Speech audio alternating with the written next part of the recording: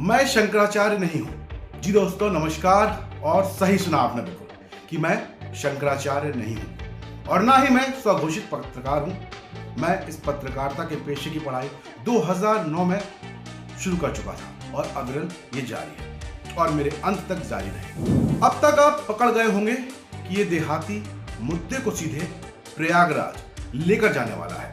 आप ये भी सोच सकते हैं कि 3 दिन तक ये कहां गया था। तो दोस्तों हम देहातियों की ये आदत है कि तुक्के और किसी एजेंडे पर हम काम नहीं करते, सीधे और सीधे दिल पर वार करते हैं और राज करते हैं सॉलिड तरीके से। बस इसलिए सीधे शुरू करते हैं कि क्या वाकई विवादों के स्वामी अभिमुक्तेश्वरानंद सरस्वती शंकराचार्य हैं या बस एक हट है, अभिमान है और सियासी चक्रव्यूह है जिसमें वो बुरी तरह फंस चुके हैं। क्योंकि हमारे सनातन धर्म में अब तक जो भगवान पृथ्वी पर आए वो खुद को भगवान कहलाने से भी गुरेज रखते हैं। राम ने कभी नहीं कहा होगा कि मुझे भगवान मानो, कभी कृष्ण ने ये नहीं कहा कि मुझे भगवान की तरह पूजो। शास्त्रों में लिखा है गंगे तब दर्शनार्थ मुक्ति, मतलब हे गंगा तुम्हारे दर्शन मात्र से ही मोक्ष या मुक्ति की प्राप्ति होती है। और हमारा सनातन तो उन संतों की तरह बिल्कुल सीधा और सरल है जो मोह माया से परे है। शायद इसलिए ही शास्त्रों में और रामचरितमानस में कहा गया है कि संत नहीं होते अभिमानी। सही सुना आपने दोस्तों, अभिमान उनका काम नहीं। तो परम पावन हमारी गंगा मां के तट पर ये कौन है जो खुद को शंकराचार्य कहलाने और अपनी हैसियत का अंदाजा दिखाने के लिए जंग लड़ रहा है? इसकी क्या जरूरत है? इसके लिए आपको शंकराचार्य के पद को समझना जरूरी है। फिर आप खुद फैसला करके मुझे बताना कि क्या स्वामी अभिमुक्तेश्वरानंद शंकराचार्य हैं। इसका जवाब मैं भी ढूंढ रहा हूं और आज आपके सामने कुछ तथ्य रखता हूं। आप भी तय करिए और हमारे धर्म को गंदी सियासत में खेलने से बचाइए। दोस्तों हमको 4 भारत में जो प्रमुख मठ हैं जिनकी स्थापना आदि शंकराचार्य ने देश की चारों दिशाओं में स्थापित कर की थी वो समझना जरूरी है। यानी पूर्व, पश्चिम और उत्तर दक्षिण, ये चारों दिशाओं में मठ बने हुए हैं। पहले ये जान लीजिए कि कौन सा मठ कहाँ है और फिर आगे बहुत कुछ बाकी है। दोस्तों उत्तर दिशा में ज्योतिर्मठ है जो कि उत्तराखंड में है। पश्चिम में शारदा मठ है जो कि द्वारका गुजरात में है। हमारे पूर्व में गोवर्धन मठ है जो कि पूरी ओडिशा में है। वही श्रृंगेरी मठ कर्नाटक दक्षिण दिशा में है।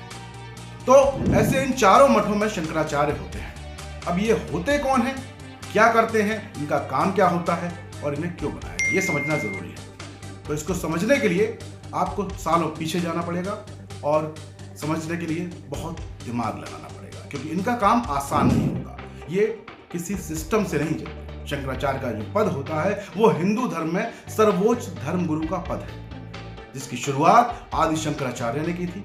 ये पद सनातन धर्म को देश भर में फैलाने के लिए स्थापित प्रमुख जो 4 मठ मैंने बताया यानी कि ज्योतिर्मठ, श्रृंगेरी मठ, गोवर्धन मठ और शारदा मठ के जो प्रमुख होते हैं वो धारण करते हैं जो आध्यात्मिक और दार्शनिक मार्गदर्शन हम लोगों को देते हैं हमारे सनातन संस्कृति को आगे बढ़ाने के लिए। इन मठों के प्रमुख को ही शंकराचार्य कहा जाता है और यह पद अद्वैत वेदांत के सिद्धांत को संरक्षित रखने का काम करता है। तो अब थोड़ी पिक्चर क्लियर हो चुकी होगी कि शंकराचार्य होते कौन हैं। तो ये तो था काम। अब इसके बाद इनके बनने की योग्यताएं भी होती हैं जो इनके धर्मगुरुओं ने यानी कि हमारे धर्मगुरुओं ने तय की है। आप उनको भी समझिए। तो जो योग्यताएं हैं उनमें सन्यासी होना सबसे पहले योग्यता है। गृहस्थ यानी कि जीवन का त्याग करना होगा, मुंडन पिंडदान ये सब आदि करना होगा। ब्राह्मण होना चाहिए, तन मन से पवित्र और इंद्रियों पर नियंत्रण रखने वाला होना चाहिए। ये खास बात है, तन मन और इंद्रियों पर नियंत्रण। 4 वेद और 6 वेदांगों का ज्ञाता होना चाहिए। प्रमुख संतों और विद्वानों की सभा यानी काशी विद्वत परिषद की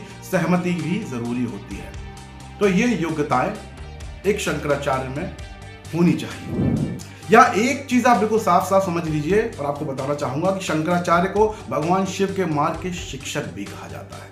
मतलब शिव के अनुसार ही समाज का मार्गदर्शन भी ये करते हैं। लेकिन स्वामी अभिमुक्तेश्वरानंद ऐसा कर रहे हैं क्या?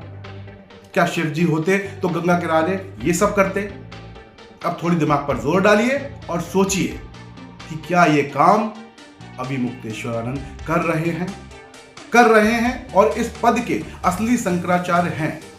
तो बाकी के 3 शंकराचार्य आज इनके साथ क्यों नहीं खड़े? क्यों अखिलेश यादव की तरह उनका इनसे कोई संपर्क नहीं हुआ, कोई संदेश देश में जारी नहीं किया गया।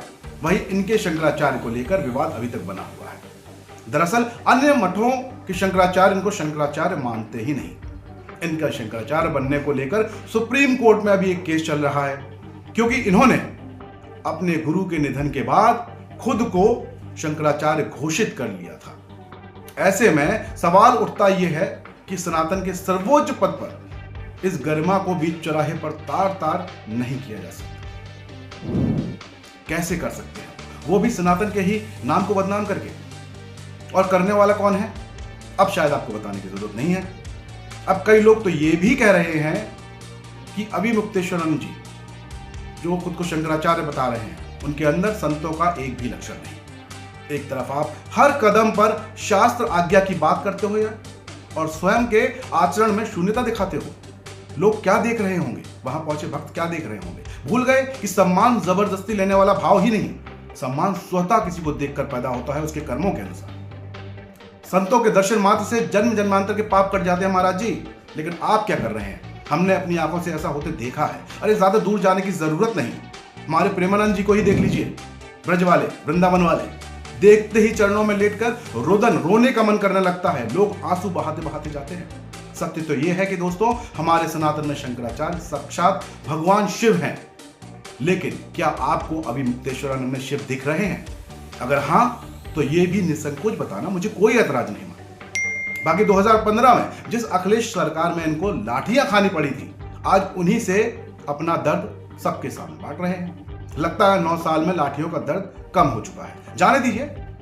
जबकि इन्हें तो आज समाज में आप समझेंगे कि किसी ने टच भी नहीं किया। जो बात चल रही है वो इनके शिष्यों की चल रही है। खैर, इस मुद्दे में ज्यादा सियासी चश्मा पहनाने की मैं जरूरत नहीं समझता। आप देख लीजिए, बस धर्म के नाम पर मां गंगा के किनारे हजारों किलोमीटर दूर से आए एक बुड़की लगाने के लिए आए भक्तों को बख्श दीजिए। मेरी इस बात का भी हो सकता है कि स्वामी जी विरोध कर दें, तो चलिए बस बोल दीजिए जाते जाते हर हर गंगे। बाकी खेल चल रहा है हर हर गंगे। श्री राधे। देश के राष्ट्रपिता महात्मा गांधी ने कहा था कि असली भारत हमारे गांव में है। हमारी पूरी टीम की यही कोशिश है कि गांव के हर रंग को हम आप तक पहुंचा सकें। इसलिए बनिए हमारी ताकत, क्योंकि कंक्रीट के जंगलों की चमचमाती दुनिया में गांव अंधकार की ओर जा रहे हैं। देश में स्मार्ट शहर बने, कोई दिक्कत नहीं, पर हम बनाना चाहते हैं स्मार्ट गांव।